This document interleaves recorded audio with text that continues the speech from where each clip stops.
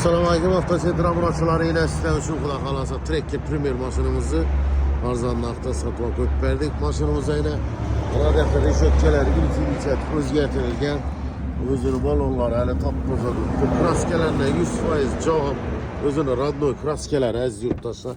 Maşınımız benzinde yine salon kısmı bu acayip ideallik harap ederken maşın ayak diyeli ve polikle taşalgan 45.000 kilometre özünü halal yürgeninde tuttu. Monitorlar yine bağır hem meselelere bak. Yuklar, neçe bayrağı yurttaşlar. Bu maşınımızı sizlere nakana gelen olsak 193 milyon sohbeti koyup verdik. 2 lemçi kredi Alman devirgenler için. Eldinden banka 6 milyon son tölev boladı. Notaris gayuça eddiğini plak gelesine.